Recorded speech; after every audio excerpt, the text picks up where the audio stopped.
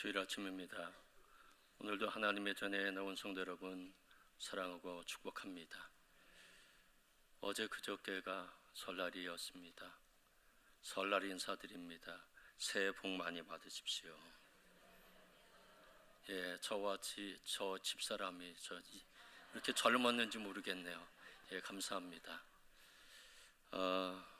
가족들이 함께 모이는 설 명절, 우리에게는 축복의 시간이고요. 또 행복한 시간이 됐을 겁니다. 또 그런 행복함이 늘 지속되게 되기를 주님의 이름으로 축복합니다. 가족은 가장 가까운 사이죠. 세상에서 가장 가까워야 될 사이가 가족입니다. 지구의 인구가 지금 거의 80억에 육박하고 있거든요. 그런데 내 가족은 10손가락 안에 꼽습니다. 그만큼 가까운 사람이 가족이다 하는 것을 기억하고 가족을 위해서 기도하고 또 가족들 행복하기를 위해서 내가 어떻게 해야 하는지 늘 생각했으면 합니다. 콜롬비아 사람 구스타보 몽카요라고 하는 분이 있습니다. 저분은 쇠사슬을 몸에 감고 만 12년 이상을 생활했던 사람이 바로 구스타보 몽카요라고 하는 분입니다. 이분은 굉장히 행복한 삶을 살았고요. 그의 직업은 교사였거든요. 그러니까 아이들을 양육하는 일, 그리고 그들에게 삶을 가르치고 지식을 가르치는 일, 굉장히 자부심을 느끼면서 삶을 살았던 분입니다. 그런데 어느 날 그 가정에 비극적인 소식이 들려오게 됩니다. 아들이 군대에 갔어요. 근데 군대 간 지 얼마 안 돼서 무장혁명군에 납치됐다는 소식을 듣게 됩니다. 아들 이름이 파블로 몽카요라고 하는 분입니다. 한순간에 온 가족의 공황에 빠진 겁니다. 깊은 늪에 빠져들어갔습니다. 걱정이 얼마나 많이 되겠습니까? 죽었을까? 살았을까? 살아있다면 얼마나 많은 고문을 받고 있을까? 얼마나 힘든 생활을 지금 하고 있을까? 밥은 주는지, 하루하루를 내 아들이 얼마나 가슴 졸이며 살고 있을까?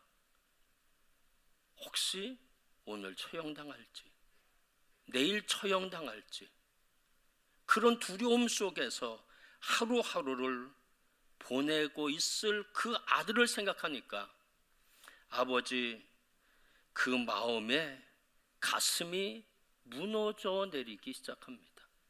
잠을 잘 수도 없고요. 아들은 그 고통 속에 있는데 아버지가 두 다리를 뻗고 잘 수가 결코 없었습니다. 그래서 이분은 학교에 사직서를 냈고요. 그리고는 자신의 몸에 쇠사슬을 묶었습니다. 그리고 쇠사슬을 묶은 채로 10년을 훨씬 넘는 세월 동안 생활하게 됐습니다. 잠잘 때도 풀지 않고요. 어디 나가서 나갈 때도 풀지 않았습니다. 뭔가 정부에서 역할을 해야 되잖아요. 무장혁명군에 의해서 붙잡혀갔으면 어떻게 해서든지 살려낼 생각을 해야 되는데 정부는 아무런 조치도 취하지 않게 됩니다. 1년이 지나고 2년이 지나고 3년이 지나고 점점 소망이 없어지는 거예요. 기력이 빠져요. 살아있다는 소식은 들었지만 지금 어떻게 지내는지 너무너무 답답한 거예요. 절망감이 그의 마음속에 깃들게 됐습니다. 아들이 붙잡혀간 지 10년이 지났어요. 그때 아버지는 결단을 하게 됩니다. 내가 이 소식을 모든 사람들에게 알려야 되겠다 생각을 갖고 도보로 콜롬비아의 수도인 보고타를 향해서 걷기 시작을 했습니다. 이분이 살고 있었던 곳은 산도나라고 하는 곳이거든요. 보고타는 요만큼 되는 것 같죠? 아니에요. 저기는 1200km나 됩니다. 보고타까지는 1200km인데 이 구스타보 몽카요는 이 아들을 위해서 1200km를 쇠사슬로 감은 채 걷기로 결정을 합니다. 그렇게 하는 이유는 두 가지입니다. 첫 번째는 아버지가 아들을 얼마나 사랑하고 있는지 그것을 알리기 위해서이고요. 두 번째 목적은 사랑하는 아들이 붙잡혀 있지만 거기서 풀려나기를 소망하는 목적에서 그렇게 걷기 시작을 했습니다. 그는 쇠사슬로 감은 채 하나님 앞에 기도하면서 걸었습니다. 지독한 행군이었죠. 산을 넘고 또 넘고 험준한 안데스 산맥을 넘어야 하는 행군이었습니다. 때로는 넘어지고 발에는 피멍이 들었지만 하루도 쉴 수가 없었습니다. 왜냐하면 아들이 고통스럽게 삶을 사는데 피멍이 든다고 해서 멈출 수가 없었습니다. 얼마나 고통스럽고 힘든지 저 모습처럼 아버지의 머리가 검은 머리가 하얗게 변했습니다. 아버지는 걸으면서 옆에 아들이 있는 것처럼 이야기하면서 걸었습니다. 아들아, 우리는 언젠가 꼭 만나게 될 거란다. 옆에 있는 것처럼 이야기하며 걸었습니다. 아들아, 조금만 기다려. 하나님이 널 도와주실 거야. 반드시 석방될 거야. 이렇게 이야기하면서 걸었습니다. 그뿐만 아니라 그는 걸어가면서 쉬지 않고 하나님 앞에 기도했습니다. 하나님, 사랑하는 아들 파블로 몽카요와 납치되어 있는 모든 사람에게 힘을 더해 주십시오. 하나님, 사랑하는 아들 파블로 몽카요가 하나님을 바라보며 그 아들도 기도하게 하소서. 희망을 잃어버리지 않게 도와주십시오. 이것을 위해서도 기도하게 됩니다. 날씨가 늘 똑같은 건 아니잖아요. 비바람이 몰아칠 때도 있고요. 뜨거운 태양빛이 내려쬐 때도 있지만 그는 걸었습니다. 지치고 발이 터지고 어떤 때는 온몸이 불덩이처럼 되었어도 포기할 수가 없었습니다. 기도하고 1200km를 걸어서 결국 수도 보고타라고 하는 곳에 도착하게 되고, 그리고 그곳에서 다시 기자회견을 가지면서 사랑하는 아들 석방을 그렇게 청원을 하게 됩니다. 뭔가 역사가 일어나야 되잖아요. 아버지가 쇠사슬로 감고 10년 동안 생활을 했어요. 그리고 1200km를 쇠사슬로 묶고 모든 사람들이 보는 가운데 1200km를 걸었잖아요. 그럼 뭔가 역사가 일어나야 되잖아요. 아무런 소식도 없어요. 정부도 특별히 하는 일도 없었고, 그러면서 1년을 지나게 됩니다. 그런데 아버지는 포기하지 않았어요. 매일 식사를 할 때마다 간단하게 먹었지만 아들 자리를 식탁에 마련하고 아들이 먹을 음식을 바로 그 식탁 위에다 놓고 가족들이 하나님 앞에 기도하고 간소하지만 음식을 먹었습니다. 그러면서 또 2년은 지났습니다. 아버지는 포기하지 않고 계속해서 기도했는데 2010년이 됐습니다. 플로렌시아 타맥공항에 헬기 한 대가 도착했는데 그곳에서 내린 사람이 파블로 아들이었습니다. 20대 초반에 붙잡혀 갔는데 30대의 나이로 백발의 아버지와 조우하게 됩니다. 아버지 양팔에는요 쇠사슬이 묶여져 있었고 만 12년 만에 그토록 기다리던 아들 파블로 몽카요와 만나게 됩니다. 이것이 가족입니다. 가족은 이래야 합니다. 우리 청년들, 우리 학생들, 내가 가장이 됐을 때는 이렇게 해야 합니다. 가족은 가장 소중하거든요. 그래서 사도 바울은 이렇게 말씀합니다. 로마서 12장 10절 말씀 다 함께 읽겠습니다. 형제를 사랑하여 서로 우애하고 존경하기를 서로 먼저 하며. 아멘. 사랑이라고 하는 것은 이론이 아니라는 것입니다. 사랑이라고 하는 것은 이념만으로 그쳐서는 결코 되지 않는다는 겁니다. 사랑은 구체적으로 실천되어져야 하고 그것은 우애와 존경으로 나타나야 한다는 겁니다. 가정을 세우는 두 기둥은 우애와 존경입니다.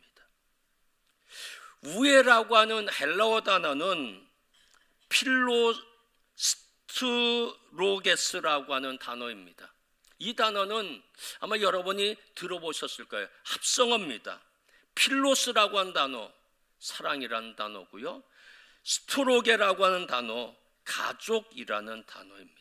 그래서 필로스트로게스라고 하는 단어는 가족의 사랑을 의미합니다.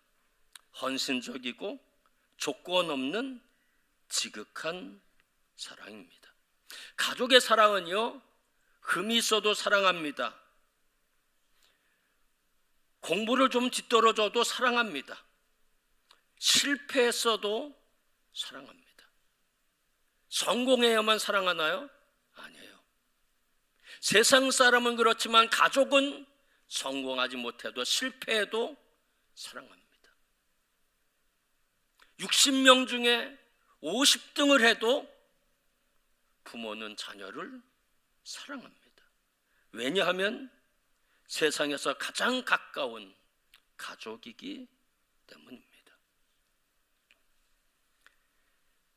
가족 간의 사랑은 이런 조건 없는 사랑, 헌신적 사랑이 필요하고요.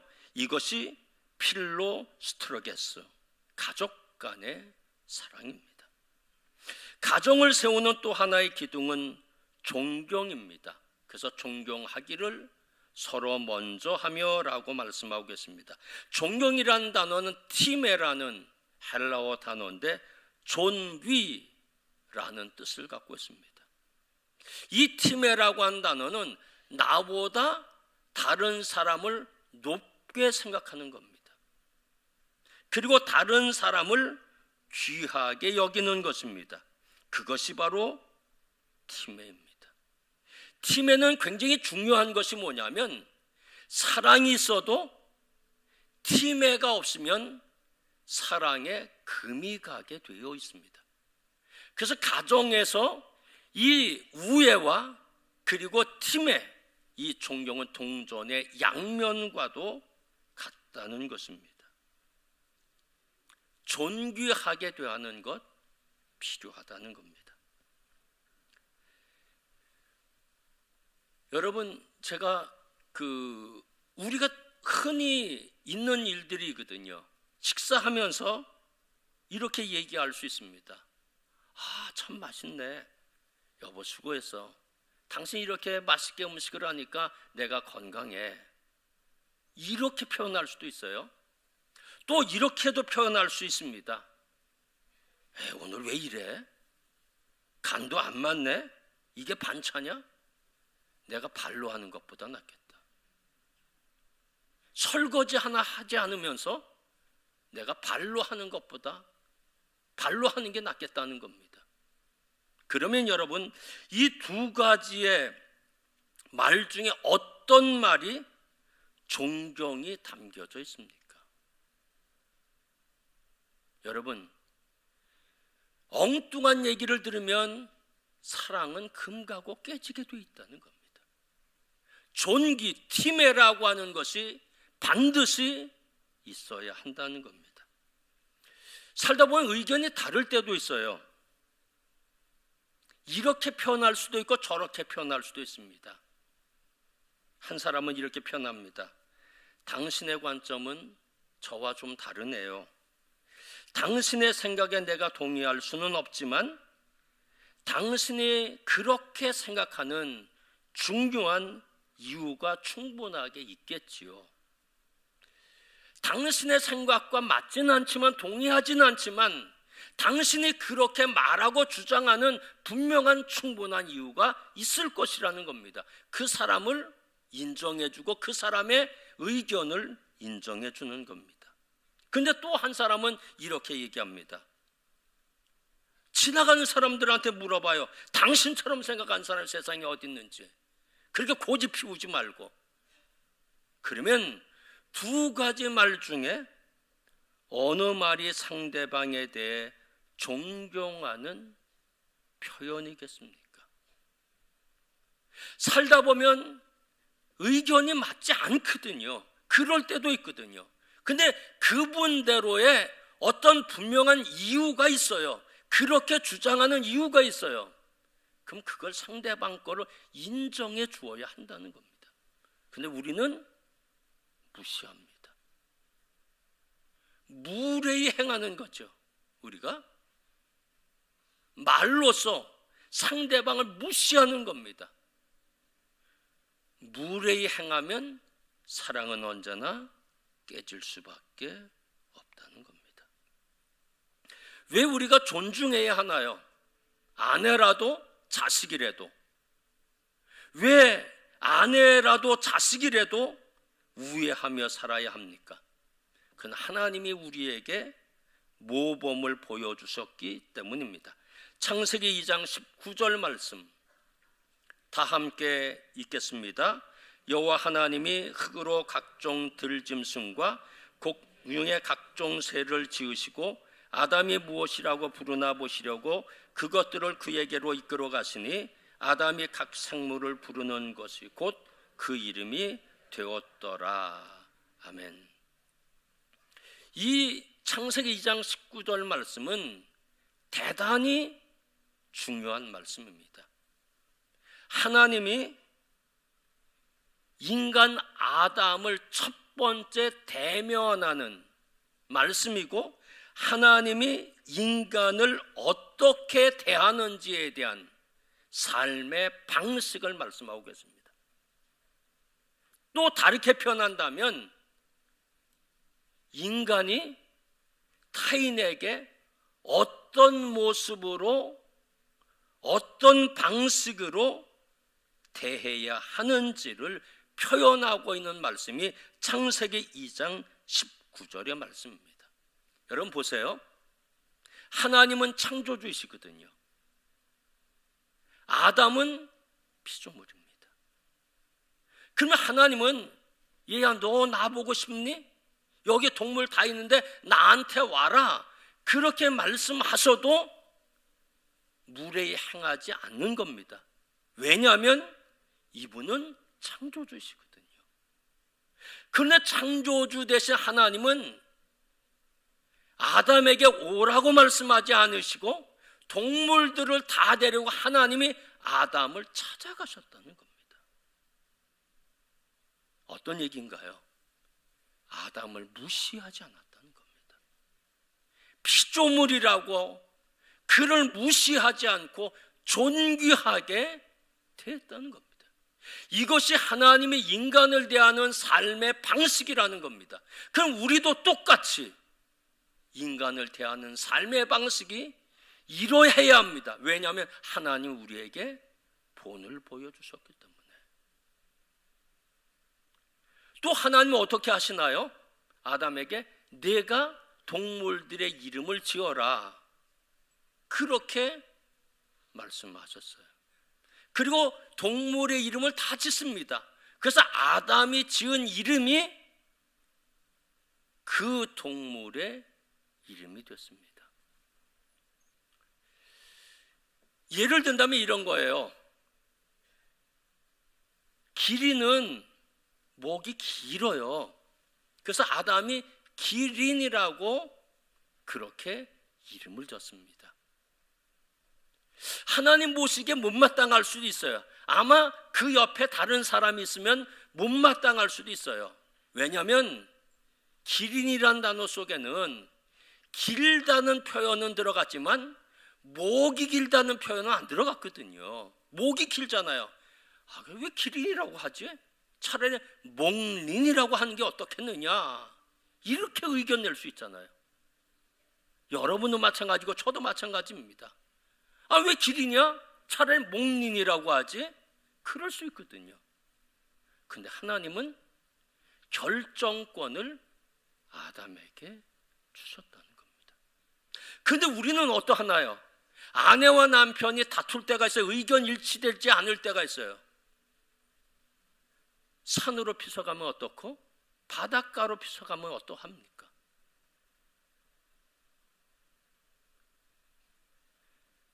상대방에게 하나님 같으면 당신이 결정해, 그랬거든요. 근데 아내도 고집 피우고 남편도 고집 피워요. 그건 무례히 행하는 것입니다. 존중하지 않는 것입니다. 그것은 결국 사랑에 금이 가게 만드는 것이라는 겁니다. 아내는요, 명절을 맞으면은요 친정집에 가고 싶어 합니다. 그건 당연한 거거든요. 그 한 번쯤 남편이 양보할 수 있잖아요. 그래, 이번에는 친정집 먼저 가고 그 다음에 시댁을 가자, 그럴 수 있거든요. 근데 양보하지 않습니다. 그러면 금이 가는 거거든요. 그 내년에는 시집 먼저 가고 그 다음에 친정 먼저 가면 되잖아요. 그러면 다 해결되는데 고집 피우는 겁니다. 결정권은 나한테 있어, 이러는 거죠. 무례히 행하는 겁니다. 상대방을 존귀하게 여기지 않는 겁니다. 사랑은 반드시 팀에 존귀, 존경과 플러스해야 그곳에 사랑이 깊어지고 넓어지고 행복해질 수 있다는 겁니다. 그런 팀에라고 하는 그런 존귀함이 빠져버리면 무례히 행하게 되고요, 사랑에는 금이 갈 수밖에 없다는 겁니다. 여러분 보세요. 아내가 침통해하죠. 설명절 끝났는데 침통해해요. 불안해해요. 초조해해요. 뭔가 있어요. 뭔가 상처를 받았어요. 지지받고 격려받고 사랑을 받아야 하는데, 존귀를 받아야 하는데 그러지 못해요. 불안해해요. 초조해해요. 남편이 우유부단합니다. 남편이 매사에 자신이 없습니다. 왜 그럴까요? 아내로부터 격려를 받지 못하고 지지를 받지 못해요. 그러니까 남편이 우유부단하고 자신감이 없어요. 사랑하는 자녀들, 소극적이고 비관적이고 인간관계를 어려워해요. 왜 그럴까요? 부모로부터 격려와 지지를 받지 못했어요. 사랑과 존귀는 자신감을 갖게 하고요, 자존감을 갖게 하고요, 긍정적인 생각을 갖게 하거든요. 근데 사랑과 존귀가 없으면 자존감이 무너지고 자괴감이 생기게 마련이라고 하는 것입니다. 사랑하는 성도 여러분, 가족을 한번 살펴보세요. 상처받은 가족은 없는지, 내가 던진 그 한마디가 비수처럼 아내의 가슴에 꽂혀 있지는 않는지 보셔야 합니다. 내가 던진 한마디가 남편을 어렵게 만들고 있는지 보아야 한다는 겁니다. 가족은 잘 우리가 뭉쳐지고 있겠지. 천만의 말씀이에요. 우애와 존귀가 있어야 화목하고 똘똘 뭉쳐지는 가정이지. 늘 멸시받는다고 생각해봐요. 천대받는다고 생각해봐요. 내가 가정부인가? 이런 마음이 아내에게 든다고 생각해봐요. 그 가정이 행복해질 수 있는지 없다고 하는 것입니다. 이제 하나님이 우리에게 창세기 2장 19절에서 하나님이 인간에게 어떻게 삶을 사는 방식을 하나님이 직접 보여주셨거든요. 인정하는 겁니다. 귀하게 여기는 겁니다. 결정권까지 상대방에 차라리 내려놓는 겁니다. 주는 겁니다. 이러면 그 가정이 행복해질 수 있다는 겁니다. 그것을 오늘 사도 바울은 이렇게 표현합니다. 로마서 12장 10절 말씀 다 함께 읽겠습니다. 형제를 사랑하여 서로 우애하고 존경하기를 서로 먼저 하며. 당신이 먼저 하면 나는 그렇게 할게. 천만의 말씀이에요. 내가 먼저 하라는 겁니다. 서로 먼저 하며. 아내가 머리 숙여야 나도 머리 숙이고 들어가죠. 아니에요. 남편이 먼저 그렇게 하라는 겁니다. 아내가 남편을 존귀하게 대하라는 겁니다. 그러면 아내도 남편을 너무너무 귀하게 대한다는 겁니다. 설 명절 이후에 가정을 다시 한번 돌아보고 내가 아내에게, 남편에게, 자녀에게 어떻게 했는지 다시 한번 뒤돌아보면서 내가 잘못했던 것들 회개하고 이제 아내, 남편, 사랑하는 자녀를 내가 우애와 존귀로 그들과 함께 해야 되겠다, 이런 마음을 갖고 생활하시면 여러분의 가정이 행복해지게 될 겁니다. 귀한 은혜가 있게 되기를 주님의 이름으로 축원합니다. 기도하겠습니다. 하나님 감사합니다. 가족은 하나님이 묶어주셨습니다. 그런데 우리는 우애와 존경을 하지 못하는, 가족이기 때문에 그냥 쉽게 대하는, 어떤 때 멸시하는 모습 우리에게 있습니다. 하나님, 우리를 용서하여 주시기 원합니다. 그동안 잘못한 것들이 참 많이 있습니다. 하나님 용서해 주시기를 원합니다. 특별히 여성들보다 남성들이 더 잘못한 것들이 참 많이 있습니다. 하나님 용서해 주시기 원합니다. 아내를 깊이 사랑할 수 있게 하시고 아내를 존귀하게 대하는, 이것이 하나님의 방식인데 이렇게 대할 수 있게 도와주시기 원합니다. 내 주장 내려놓게 도와주시고 상대방의 말에 귀를 기울이고 상대방의 의견도 존중해 나가는 저희들 되게 도와주시기 원합니다. 이것이 성경적입니다. 이것이 하나님의 뜻입니다. 서로 하라고 말씀하셨는데 우리가 먼저 할 수 있게 하나님 은총을 베풀어 주셔서 사랑하는 가정들이 행복해지게 도와주시고 우리 학생들, 우리 청년들도 앞으로 가정을 꾸미면 꼭 이런 원칙을 갖고 살아가서 행복한 삶이 저희들 가운데 있도록 축복하여 주시옵소서. 예수 그리스도의 이름으로 감사하며 기도하였습니다. 아멘. 지금 이 시간에